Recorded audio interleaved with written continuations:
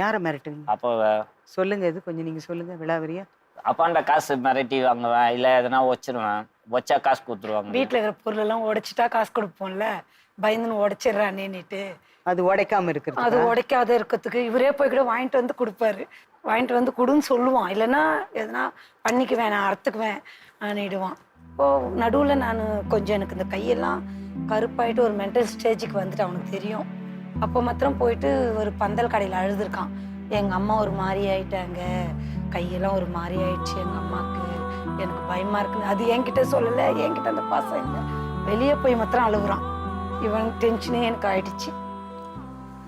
இப்படி இருக்கானே, நம்ம பிள்ளைய நம்ம விட்டு போனா நம்ம பிள்ளைக்கு யாரும் பார்க்க மாட்டாங்களே, யாரும் இல்லையே, இவருக்கும் யாரும் கூட பிறந்தவங்க யாரும் இல்லை, நான் தான் அவன் தான், இவருக்கு பொண்ணு தான். இப்போ உங்களுக்கு என்ன வேணும்? என் பிள்ளை நேரம் இருக்கா கேட்டுக்கோங்க. அதான் சொல்றேன், அவங்க வந்து இன்னும் நம்பிக்கை இல்லை அப்படின்றாங்க. வாடகை வீட்டுல இருக்கிறோம். நம்ம நாங்க வாடகை சரிங்க, 4000 பேர் வாடகை வீட்டுல இருக்கிறோம். அப்போ உங்க புள்ள மேல நம்பிக்கை இல்லைன்றீங்க? நம்பிக்கை இல்ல. பயம், நம்பிக்கை என்னன்னா அவங்களுக்கு பயம், மறுபடியும் திருப்பி அவங்க வழி தவறிடுவானோ. இப்ப இருக்கிற மாதிரியே என் பிள்ளை இருந்தா போதும், அந்த இதுக்கு போக கூடாதுன்ற ஒரு இதுலதான் இருக்கேன். அது அவர் தான் சொல்லு. அவன் தான் அது சொல்லுப்பா. அம்மா கேக்குறாங்க பாருங்க, அவங்களோட வேதனை என்னன்னு புரியுதா கண்ணா? பதில் கொடுங்க. அதெல்லாம் போற மாதிரி இல்லை மேடம்.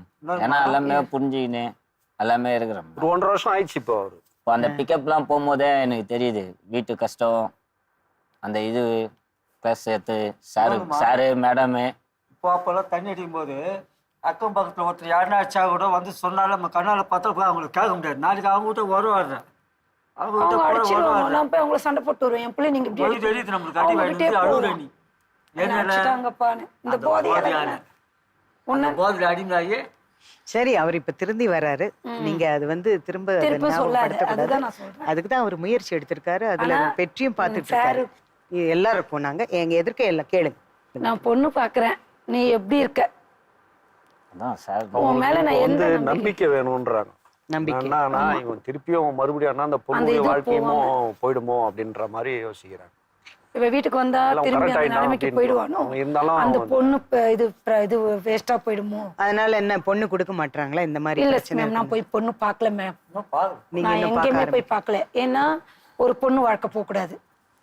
நம்ம பெத்தாதான் பொண்ணு இல்ல, அடுத்த பொண்ணு வாழ்க்கையும் கெடக்கூடாது. நம்ம புள்ள வந்து அந்த பொண்ணை காப்பாத்துற நிலைமையில இருந்தாதான் அந்த பொண்ணை எடுத்துட்டு வந்து நம்ம பிள்ளைக்கு சேர்க்கணும். நம்ம இருக்கிறோம் இன்னைக்கு நம்ம புள்ள திருந்திடுவோம், ஒரு பொண்ணை கட்டினா நம்ம புள்ள திருந்திடுவான்னு கட்டக்கூடாது. நம்ம புள்ள வந்து நமக்கு நம்பிக்கையா இருந்தானா தான் அடுத்த பொண்ணு எட்டுன்னு வந்து அவனுக்கு வைக்கணும். எவ்வளவு உண்மையா இருக்காங்க பாருங்க. இப்படி சொல்றாங்கல்ல, இதுக்கு நீ என்ன பதில் கொடுக்குற? கல்யாணம் எல்லாம் முக்கியம் இல்லை மேடம். ஏன்னா ஜாப் போயிட்டு ஜாப் எதுனா போகணும். கல்யாணம் எல்லாம் முக்கியம் இல்ல, வேலைக்கு போகணும். வேலைக்கு அவன் தெளிவாயிட்டாரு இப்போ. அப்படியா? ஒரு பொண்ணு கூட கிண்டல் பண்ண மாட்டான் மேம், அந்த நம்பிக்கை அப்படியே இருக்கு. பொம்பளை பசங்க கிட்ட பேச மாட்டான். சின்ன பொண்ணு குழந்தை வந்தோட வெளியே அனுப்பிடுவான்.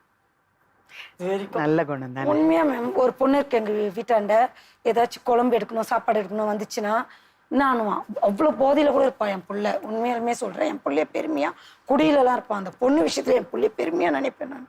அந்த பொண்ணு வந்து ஒரு குழம்பு எதனா வேணும் கூட எங்க அம்மா வட்ட நீ வெளியே போ, என் வீட்டுக்குள்ள வராதுன்னு சொல்லுவான். அப்படியா? நல்ல குவாலிட்டி தானே அதெல்லாம். அது மாத்திரம் செய்வான்.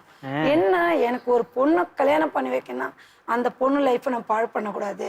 இல்ல இப்ப அவர் சொல்லிட்டாரு, எனக்கு கல்யாணத்துல எல்லாம் விருப்பம் இல்ல, நீங்க என்னமோ பண்ணணும்னு ஆசைப்படுறீங்களா? சொல்லுங்க.